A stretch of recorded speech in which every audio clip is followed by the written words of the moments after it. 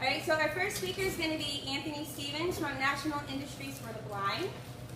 Tony Stevens manages public policy and advocacy with National Industries for the Blind. For over 25 years, he has been engaged on some of the most complex social justice issues in the public interest sector, such as healthcare, immigration, and poverty reform. In addition to engaging Congress regularly on issues encompassing employment of people who are blind, Tony is actively involved with multiple national disability coalitions in Washington. He serves on the Social Security Task Force and Consortium on Citizens with Disabilities, and has worked on national campaigns to change the narrative around disability insurance and advocates for greater incentives for those wanting to return to work. Legally blind since birth, Tony is a former Social Security recipient, understanding well the many challenges faced by persons with blindness who desire to regain self-sufficiency and independence. Our two other speakers are Emily Berner of Senator Lankford's office and Jason Price of the Oklahoma Department of Rehabilitation Services. And Emily is the Constituent Services Representative for U.S. Senator James Lankford.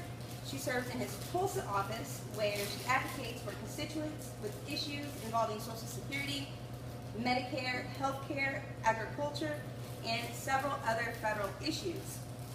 She's earned her bachelor's degree from the University of Oklahoma in journalism with a minor in political science, and after graduating from OU, she served as legislative assistant for State Representative John Enns. She then served a number of years with Congresswoman Mary Fallin before joining Congressman Lankford's staff and eventually transitioning with him to his Senate staff. She's an active member of her church and enjoys reading, traveling, and hanging out with friends and family in her spare time. And lastly, Jason Price has been with the Oklahoma Department of Rehabilitation Services since 1999 and is currently responsible for statewide management of the benefits planning, ticket to work, and cold case and Social Security reimbursement programs for the Department of Rehabilitation Services.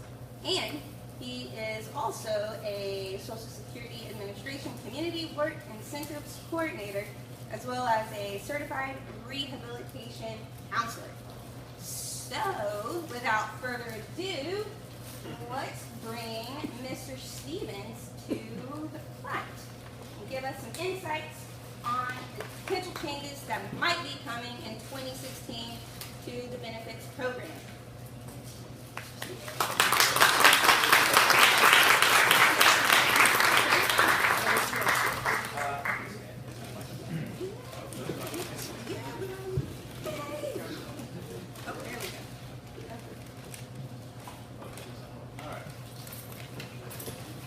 Hello. I guess I should say good morning. Oh, that's enthusiasm. Good morning, everybody. Good morning. Ah, much better. That way I get a chance, since I can't see everybody, I know you're awake. I am very much honored to be here and was very much honored and asked to come out and get a chance to share with you all. And I want to kind of give it sort of the lens of a blindness perspective, because I know that's an area that a lot of, well, pretty much everybody in this room, I guess, that's with us today, has some concerns. We routinely get calls around what's going on with Social Security, and it is in no sense in issues that we've been advocating for many, many decades around some of the stuff that deals with Social Security. I'm just folding up my cane real quick so everyone's laying it down. But in a sense of freedom, in the sense of being able to share with you all some of the energy that's been going on in Washington. The past, what do we know, October, so the past 10 months, it has been a very, very active year for Social Security. I've been working on issues encompassing Social Security for 5 years now with National Industries for the Blind. How many people here know what National Industries for the Blind is? Does anybody know? Just a sense of hands? Yay, okay. So NIB, what we do, for those that don't know, is a central nonprofit association. So there are 94 agencies around the country similar to NewView. And we sort of act as the parent nonprofit that helps get the contracts for all the jobs. My job particularly is going up on Capitol Hill and doing the advocating, but I also work with a grassroots network of advocates that we're cultivating around the country. Is Pam Wright in here or no? Is Pam here today? Do you guys know Pam Wright? Anybody know Pam? She's one of our advocates for leadership and employment, so I've been very much privileged to work with Pam the past 2 years as she's come to Washington. We'll be also looking for a new class of advocates. Pam will be finishing up this year, and we're looking for a new class in January. So I have to put a plug in there. We'll be sending out announcements to agencies. But one of the issues that really has encompassed people's lives, and in some senses is one of the barriers that we find for breaking down that wall to greater opportunity, is issues dealing with incentives around Social Security Disability insurance and being able to earn more money, earn more income, not be afraid to lose your benefits, the confusion that sometimes comes with the Social Security Administration and some of the issues that folks have in dealing with the administration. Just a show of, just kind of an applause, since I can get some sound. How many people have now or have been in the past, I don't want people to feel like they have to answer where they are now in their life, but at some point in your life have been on benefits, Social Security benefits? Okay, how many have been on SSI? Maybe when you were a kid. Okay, that's what I was. And then I had to transition to survivor benefits after my father passed away. So it wasn't necessarily SSDI, it was the Social Security. How many have had to navigate the process of SSDI? That's a pretty good number. So meaning that you'd worked before, you had earned income. I think a lot of people know sort of how the system works. I'll leave, in terms to the processes and all that, I know Jason is an expert in that regard. He'll be speaking to you in a little while. One of the main things that we've been advocating for over the years is something called the cash cliff. Who knows what the cash cliff is? Anybody? Like maybe one sort of an applause, maybe in the back. Maybe it's a cliff where you throw all your money off of, right? You have little bags with dollar signs, you just throw them off the cliff. In some sense, it's kind of like that. But it's a serious problem that we face throughout our agencies. The way it works is that you have a situation where you're only allowed to earn so much money. And unlike SSI, where there is what's called a benefit offset, where meaning for every $2 you make, there's a $1, so you gradually make your way off the benefit and are then able to be completely self-sufficient at some point. The benefit offset for SSDI doesn't necessarily exist. Once you reach the maximum limit you can make, what's called SGA, has everybody heard of SGA if you've ever been in your benefits? Okay, a couple of hands. And this is reminding me of something that I had problems with when I was on Social Security, is that it's very difficult sometimes, especially when we're blind, because we don't necessarily just read all the mail that's given to us, do we? If we can. And knowing all the rules and regulations. But SGA is a major part of our benefits, where if we reach that point, we lose all our benefit, we lose everything. And it's been one of the major disincentives for folks being able to make more money on the job, being able to sometimes even take a job, you know, because of the fear of losing their benefits, but not just their benefits, but the health care, if they need extra supports because they might have multiple disabilities. So it's one of those things in trying to let people know that you can go back to work. You don't need to be afraid to go back to work. Everyone here is a testament to that. We know that people who are visually impaired can work and can work hard and work productively and be successful, right? So in that sense, we over the past many years have been working to try to get rid of this thing called the cash cliff. The idea that when you reach a certain amount of your salary, what you're working, you can't earn any more. You're not making a lot of money to begin with. You're still sort of in the poverty line. But then you lose everything, and you're back at ground zero, or you even lose your benefits, and your life gets very unstable. So the way it works is that there's a national demonstration, which a demonstration is basically like before Social Security wants to do something, they got to test it. And it's not like where we just go study for a test and a week later we take the test. SSA likes to take its time. It's like an aircraft carrier trying to turn on a dime. It's impossible. So in the 1998 Ticket to Work Act, which Ticket to Work is this way to try to get people to, if you're on benefits, how can you get back to work? And there's different processes and paths and incentives. They said, let's try to test this idea of a benefit offset. The idea like SSI, I make $2, you only take one away, you don't give me a hatchet and then throw me out on the street. So we find ourselves, and that might have been a bit hyperbole, a bit drastic, I know, but for some folks it is serious like that. So we find ourselves, in a sense, really in a way trying to find a way to work with the demonstration, because it's testing this in a few cities around the country. It hasn't really been that successful. A lot of people got letters saying, hey, do this demonstration where you don't have to deal with the cash cliff anymore. And people thought it was a joke, it was a prank. They thought it was fraud, like someone trying to mislead them. And they would call people for Social Security, and Social Security was like, we don't know what you're talking about, even though it's Social Security running this program. So it was one of those things where it was like, it wasn't off to a good start. So we needed more change.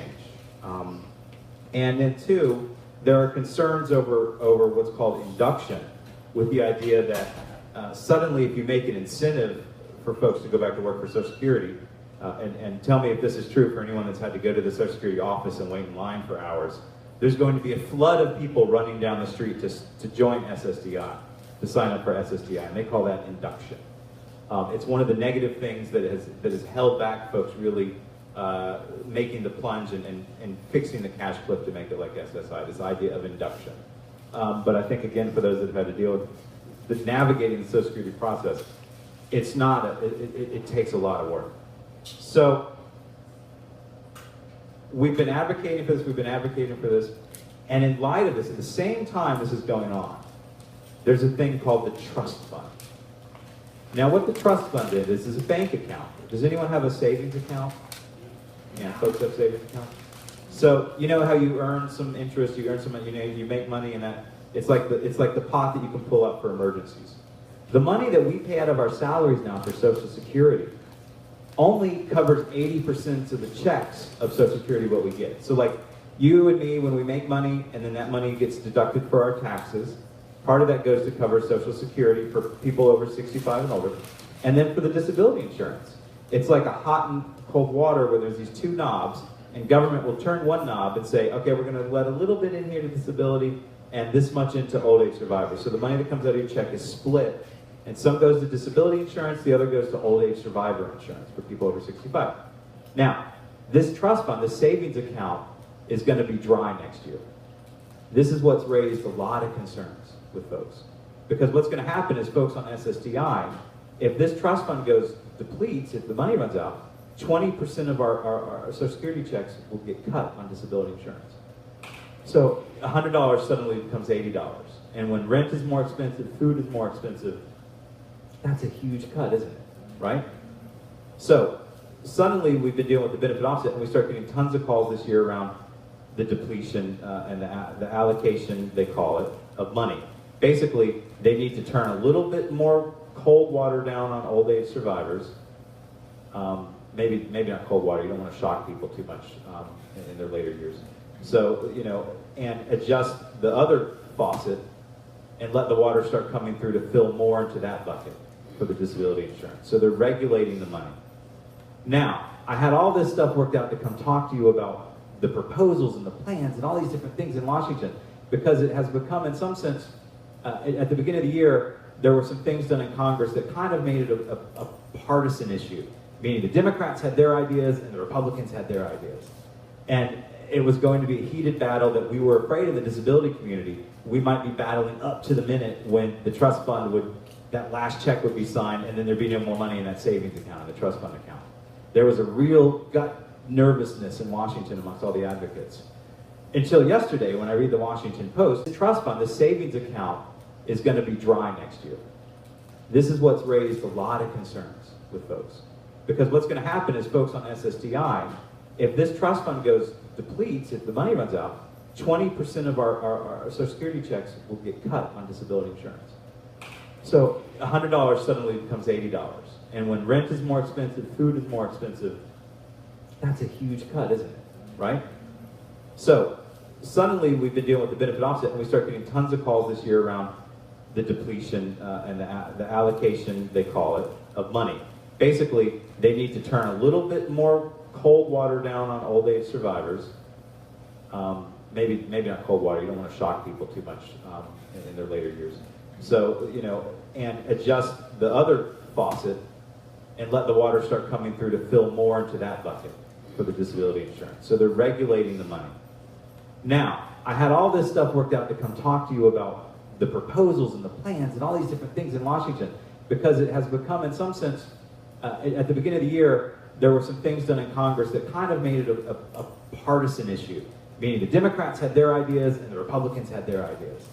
And it was going to be a heated battle that we were afraid in the disability community. We might be battling up to the minute when the trust fund would, that last check would be signed, and then there'd be no more money in that savings account, the trust fund account. There was a real gut nervousness in Washington amongst all the advocates. Until yesterday, when I read the Washington Post about a budget deal that just got passed. This is good in a lot of ways. It's good for not just NewView, because it means the federal government, the people that you make the products for, there's going to be a budget. We're not going to be thrown into this limbo world of government shutdown like we were a couple years ago. But what they did was, in some of the areas of the compromise, was they went ahead and they fixed the allocation. So this is a big deal. Even though it's only 0.057%, again, turning those knobs, it's almost like a tiny little turn of the knob to change the water flow from one bucket into the other bucket. So even in that sense, it's going to make a huge difference. It's going to sustain the program for another 5, 6, 7, 8 years. Get us long enough to get this baby boom generation more into the retirement age that'll help sort of take away some of the pressure on Social Security Disability Insurance. There's a lot of things in the bill. As with anything in Washington, it's like, has anyone ever gotten a manual on how to fix the refrigerator? Or like there's always the joke about a VCR, how to work your, listen to me VCR, I'm really old. What are they now? Blu-rays, your iPhone or something. You know those manuals and you're like, I have no idea what this means. Trying to read through regulations sort of like that. It's a lot of like instructions on how to change laws. And so we're going through it right now. There's a lot of interesting stuff. They're fixing the allocation. And what they've also done is they have approved a new demonstration that hopefully will bring a lot better results on the benefit offset. So we kind of got 2 for 1 in this deal that's being bargained in Washington right now. And I don't know if Emily can speak a little bit more, at least on Senator Lankford's sort of thoughts, because there's also a lot of stuff in there that a lot of the issues that the conservatives had was around fraud and abuse. And there's some measures in there as well to prevent fraud and abuse. I got a call yesterday about folks concerned when they read in the news about this law being passed. And one of the things they were concerned about is that, and if you hear this, don't panic, about medical physicians having to do more of the certification for SSDI. The nice thing about vision impairment compared to the rest of the disability population that we experience is that our definition is legally defined. The 2200 or less, right? In the best corrected eye, 2200 or less. So, or worse, I can't always figure out how that goes. So in a sense, there's no threats in the bill that are really going to impact people who are blind. What's good is that we're fixing this problem with SSDI, meaning we're not waiting to the last minute. We have a whole year before the trust fund's depleted, but we'll start channeling in that money into the bucket for the disability insurance. So your benefits, I'm proud to say, if this is passed today in the House of Representatives, and tomorrow I believe it's scheduled in the Senate, maybe Emily might know that for sure, but it's all still being hashed out. There's a lot of stuff going on in Washington right now. A very exciting time of year. But in a sense, the benefits will be saved with the allocation. And while we don't get a benefit offset, which means while we don't fix the problem right now, our hope is that we can get a demonstration that really finds the sweet spot to make it where all people with disabilities, not just people who are blind, because people who are blind make a little bit more in their SSDI benefits than the average person with a disability. The person with a disability makes up to $1,090 a month, $1,090 a month, I think the number is. And people who are blind, we're sort of exemption, kind of grandfathered in and make a little bit more. The key is finding the sweet spot where everybody is able to benefit. Because even with an offset at a lower amount than this full level, which I know this is all kind of confusing DC speak, but it's basically it's making the cliff, and we're strengthening up. We're actually building a rails, some porches, nice things, so it's not such a scary, threatening view.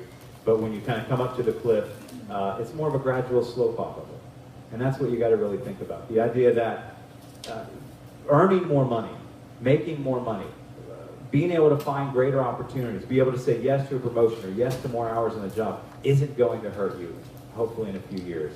The demonstration, we believe, will find that sweet spot that where's the magic number, and meaning I make X amount of money at work, and that's when my 2-for-1 starts kicking in. But know that in a few years, there's a very good real chance that these demonstrations show us that there's not this problem that I talked about with induction, meaning that everybody's going to be running to line up in lines and sit for several hours at a Social Security office and waste half a day to try to get on benefits.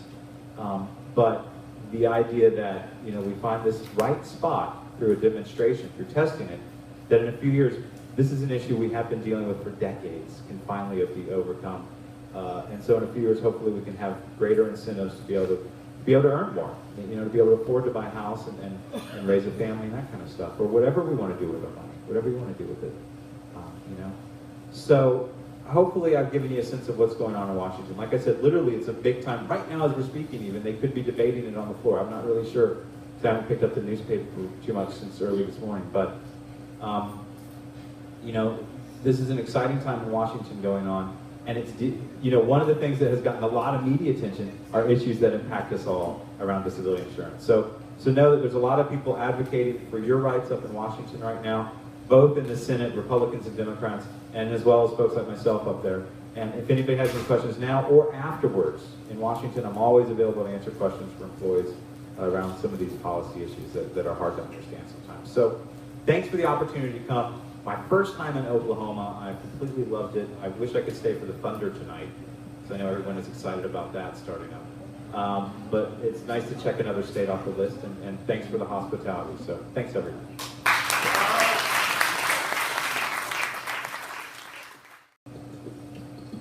Emily Berner will be our next guest speaker.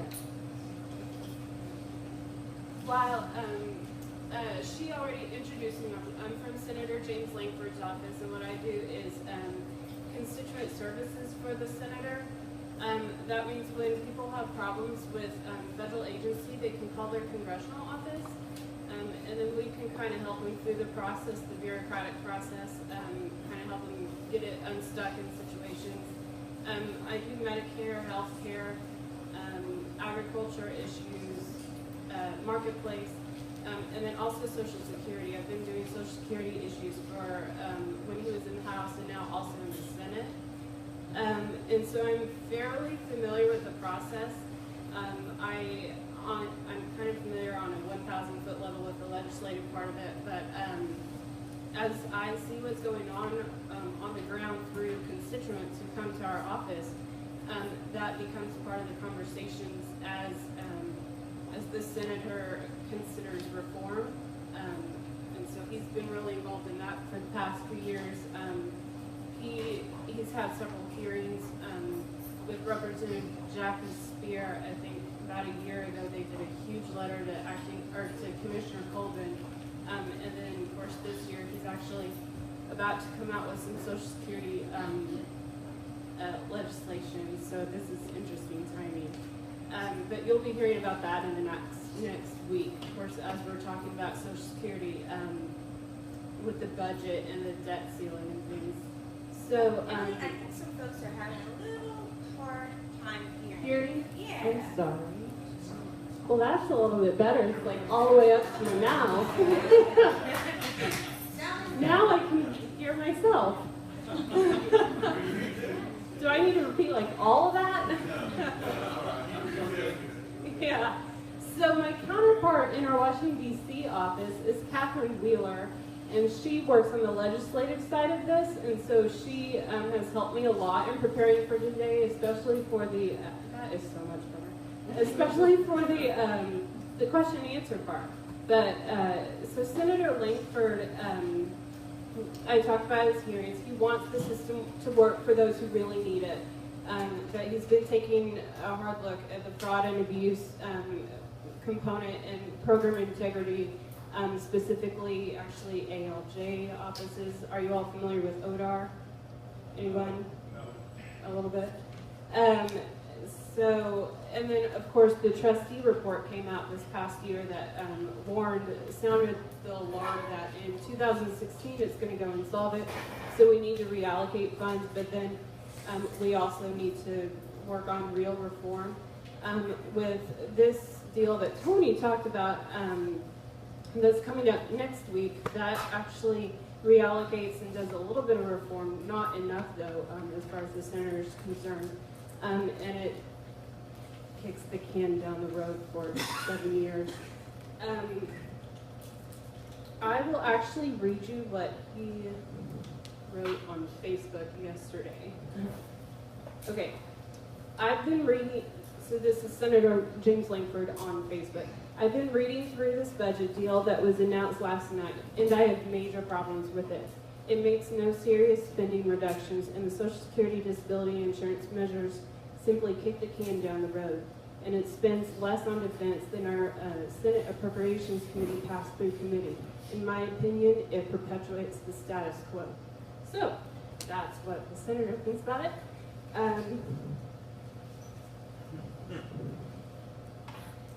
And with that, I look forward to the question and answer part of today. And I'll let Jason is excellent. Can I yield back my time?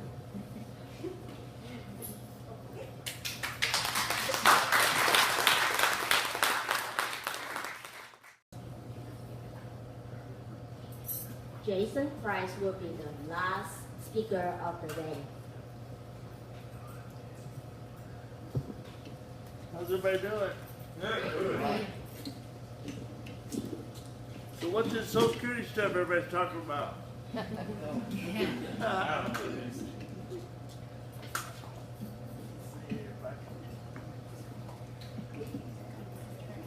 Yeah.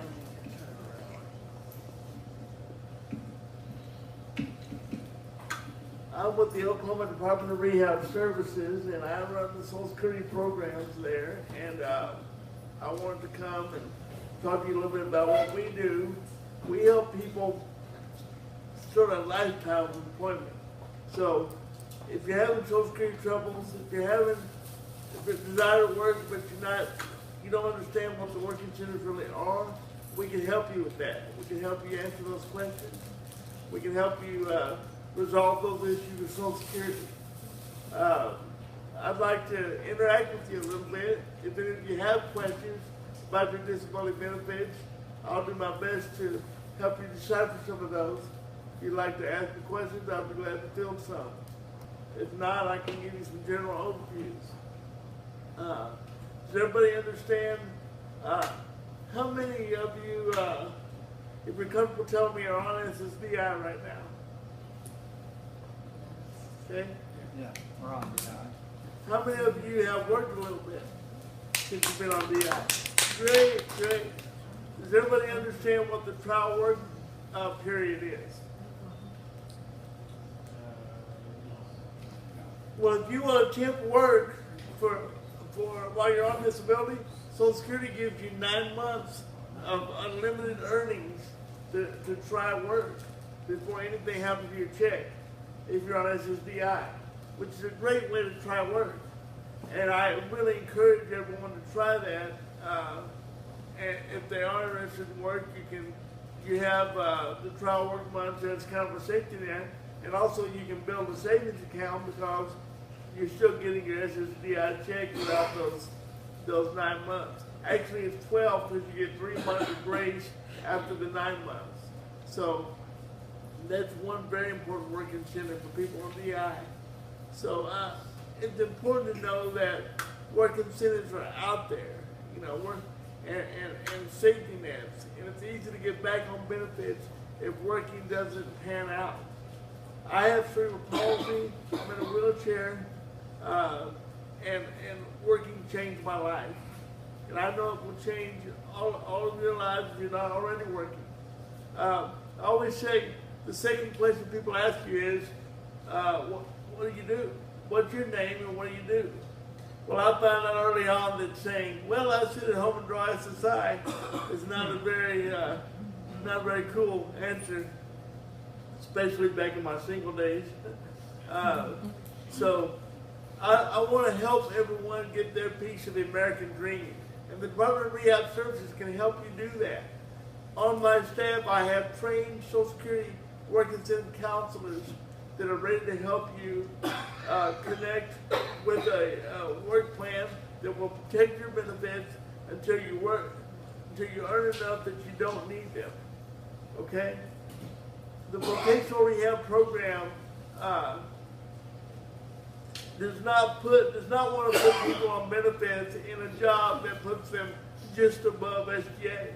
We want to get you in a job where you say, man, I don't even need that check anymore. And that's what I'm excited to help you do. We've been able to help 254 Oklahomans get off disability benefits during federal fiscal year 2015. 254 people traded a small disability check for a lifetime of employment.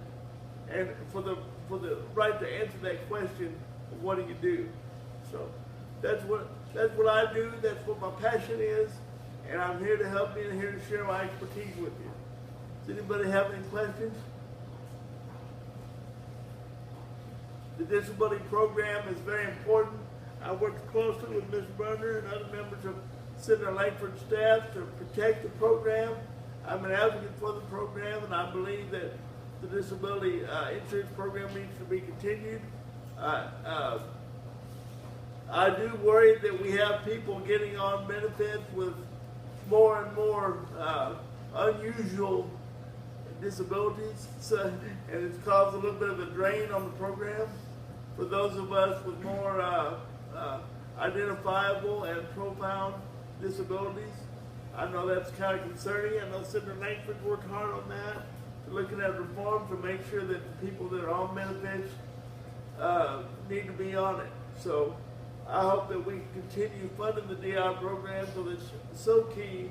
And remember, when you're talking to your neighbors, the SSDI program is not an entitlement program.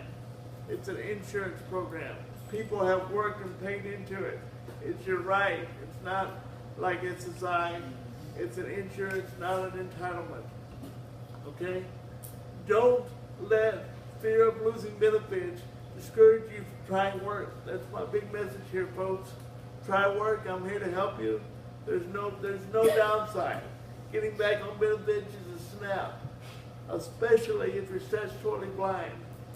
It's even quicker if you're designated staff blind. Does everybody know there's two different SGAs, one for staff blind and one for people that are not staff blind? Does everybody understand that? Can you repeat that? I'm having trouble hearing you. Sorry, I'm doing my best here. I'm working with my limitations.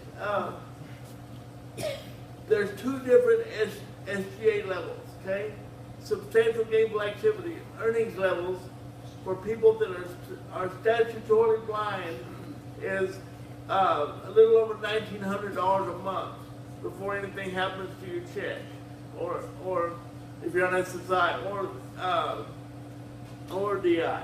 So if you're statutorily blind, designated by SSA, you have about $1,900 a month that you can earn each month before anything happens to your check. Okay? I want to point that out. Now, if your vision is not significant enough that you're statutorily blind, then you're only dealing with about $1,000 a month for people who are not statutorily blind. So those are the earnings levels. Okay? Department of Rehab Services, if we get you a job just above that $1,900, then we have failed you. We want to get you a job in which you can live independently and not even think about needing that check anymore. Okay? And that's what my staff is committed to doing, and they're all over the state ready to help you get started on employment that will alleviate the need to remain on benefits. Other questions? I'm trying to speak into the mic. You said that you helped 254 people attain jobs that were on benefits? 254 came completely off benefits. Okay. We helped a lot more. What kind of jobs? Wide variety, everything from customer service all the way to upper management jobs. And we also retrain, which includes sending people to college, which includes buying equipment. The Voc Rehab program does whatever is needed to connect you to the employment that you have an aptitude for. So if you need a new degree, we get you a degree. If you need new equipment, we get you that. And I'm living proof. I got a bachelor's and a master's degree through the program, and it was a major factor why I'm here today.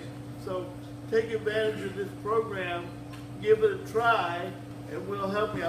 Some of you may be already, and if you are, I'd like to connect with you to make sure you're working with my Social Security counselors as well. Does that answer your question, ma'am? Yes. All right, well, I think we're going to get started on getting some more questions from you guys that you've sent in, that folks have sent in to have the speakers address some of these concerns. So we're going to bring up our speakers and start on the questions. All right, thank you. We'll just pass the mic. I'm trying to beat them with the microphone.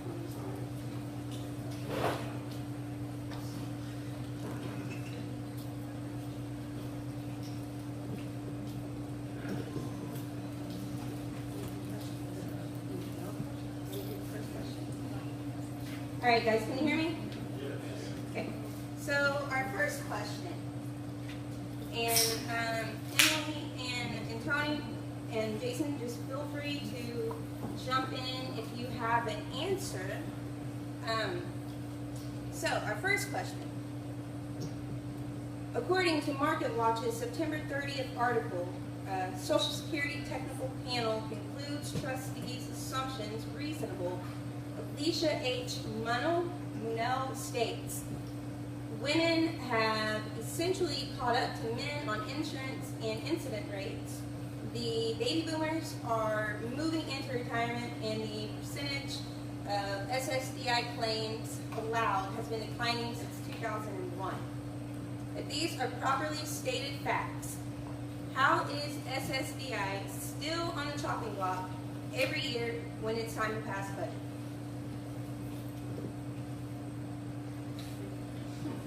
Miss Emily.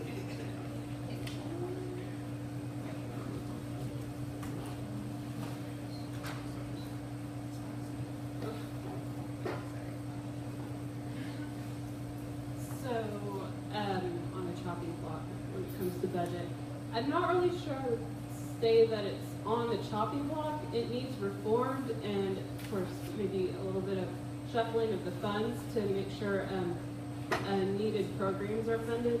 But the senator is working on reforms, and he really still wants DI to continue. So hopefully that doesn't indicate that it's on the chopping block, but that's where the senator stands. So what are the citizens, what about the regular citizens, what do we have to do so we can do this on the chopping block?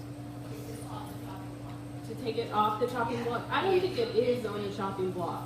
It's considered, and I don't think, I haven't heard, Austin, you might have, I don't know. I haven't heard that it's going to be cut whatsoever, but I don't know.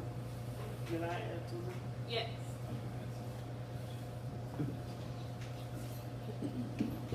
I've got my own setup there. One thing you can do as advocates is you can encourage lawmakers to make sure the program remains funded throughout the reform process. There's some factions that have said, hey, we're going to let it run out of money and then we'll reform it. We need to make sure that it remains funded while we figure out the reforms. The problem is not the chopping block. The problem is too many people are on it, way more than they ever imagined would be, so they're running out of money. And so it's not a chopping block issue. It's a matter of we need to put more money into it, or we need to look at who all's on it. One of those two things. So revenue increase, or take a hard look at who's getting on it. So from an advocacy standpoint, if you want to talk about making sure the program remains funded throughout reforms, and then whatever you think about the reforms, as far as whether the right people are on it, I think that is the approach I would take if I was doing personal advocacy on the issue. Thank you.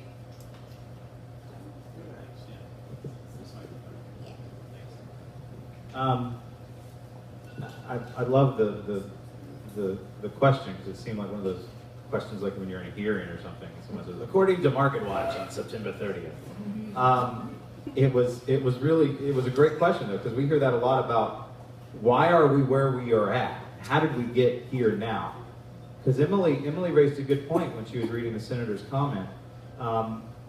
Yes, there are some things in the Budget Act that I was talking about that are very good, and there are some things like some fraud abuse. Going back to what Jason said about, you know, the question of you hear about someone on disability insurance and then they're out playing golf the next day and seem perfectly able-bodied. What is the disability? I know that's an issue that Senator Lankford has dealt with, as well as Senator Coburn before in what was called his Back in Black report, when Coburn was trying to fix a lot of the big budget issues. I go back to what Mark Twain said about how there's three types of lies, damn lies, and statistics. In that question, in the sense of trying to say that, you know, there's a lot of people throwing out different numbers on why we are where we are at. Is it the baby boomers? Is it the fact that we have more women working now? Is it the fact that we have, less taxes going in to support? And your divorce, I know that I've seen that where the ex-spouse gets a check also for the support of those children. Now, as far as just being a former spouse, I'm not aware of that's going on in every case. If it is, again, we'd have to have that answered by someone with Social Security, because the only scenario I can think of is when there's children involved and the support of those children. And then, by the way, when that happens, once per year, they have to go on and fill out how they spent that money to make sure it was on the children. So there are some safety nets in place on that. And I don't think it's, I don't think it's going out with everyone that's ever been married, but I could be wrong. Tony, anything you want to add on that? Just real quick to add to it. Yeah. Thanks. She's got that. Yeah, just real quick to add on to that. The rationale behind it is and it's not in every situation. It's hard sometimes for folks to try to do that. Some people try to do it. My mother tried to do it and couldn't get it done with her husband after he passed away. But to get Social Security, you pay into it, right? It's insurance. You're paying into it. And the way that it works is when you're filing your taxes jointly as a married couple, that unit, that household, Social Security looks at the household, for tax, what's coming in, and what you're being taxed on your salary and stuff like that. To the point where it is, in a sense, that spouse, even though they might be divorced down the road or the person might be dead down the road, they were part of that household paying into taxes. And in some sense, it's fair to say that when you reach so many points for Social Security, then you can cash in on it. It's kind of a sliding scale with SSDI, but once you work long enough, then it's the idea is you paid enough into the system and can begin to receive some money from that at your certain age. So the idea then is that, okay, well, the spouse can sort of, in a sense, receive some of those benefits, and it goes back to because they were part of that family unit paying into it. That's the rationale. Does it seem strange? Yes, sometimes that my mother hated my father. They were divorced, and it would be seen if she was trying to get his benefits. Even though I think she maybe could have tried. But they were a family unit paying taxes for a while. So the idea is that it's a right.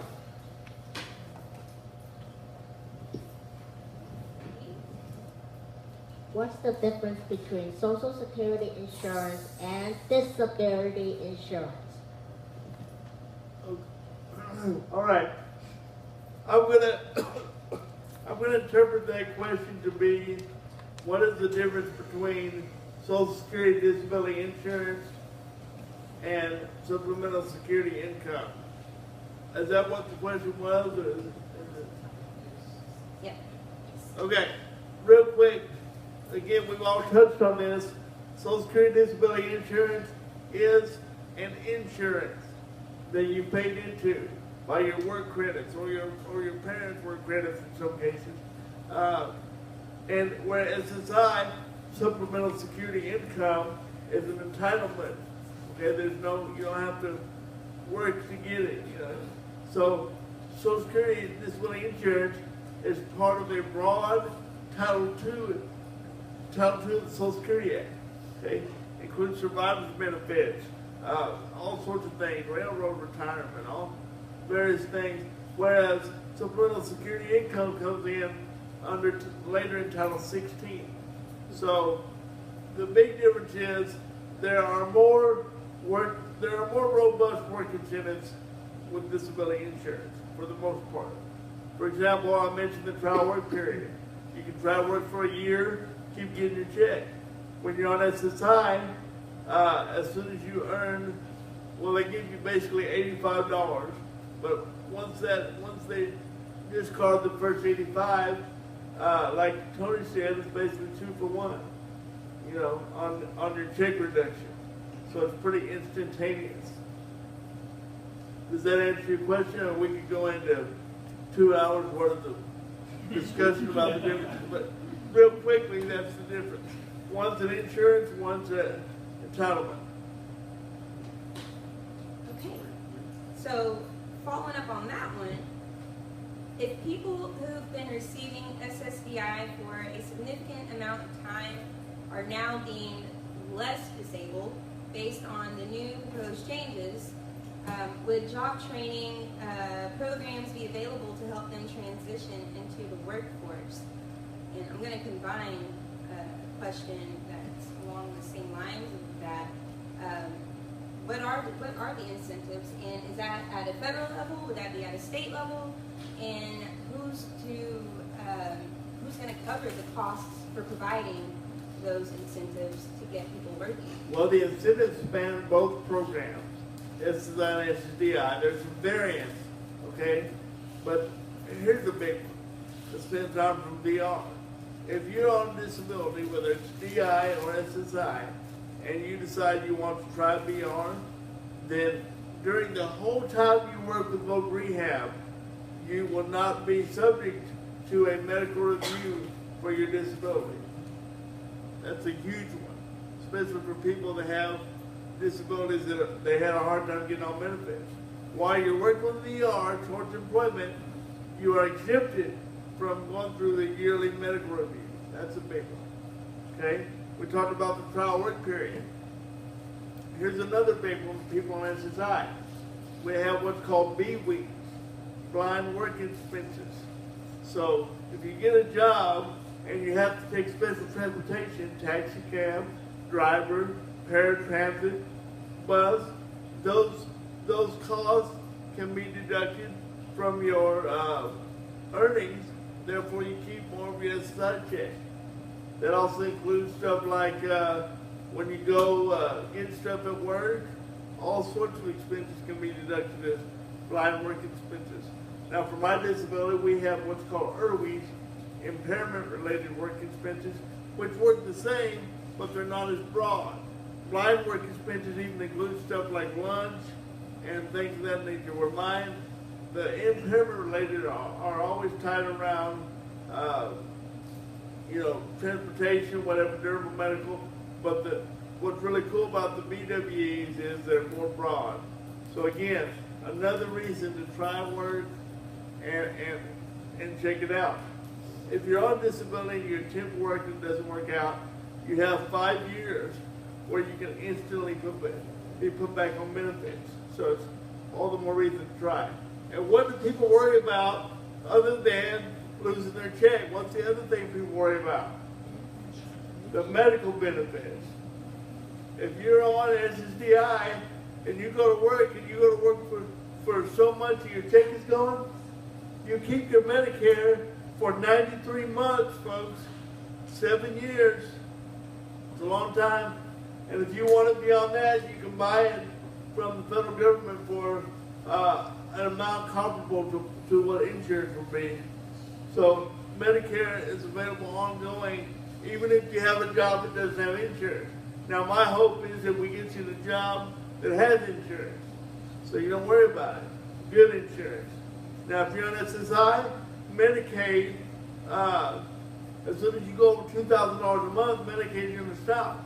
But if you need Medicaid, if you have a job that doesn't give you insurance, you can let my folks know, you can let Social Security know that you still need your Medicaid, and they'll make a mark in your file so you get Medicaid even though you're working. It's from 1619 Bravo, 1619B of the Social Security law that allows continued Medicaid coverage. So basically, long story short is, you have to qualify for SSI, and the only thing keeping you from getting a check is your income. And secondly, you have to need the Medicaid. All right? That's a quick overview of a lot of the high popularity of working sentence.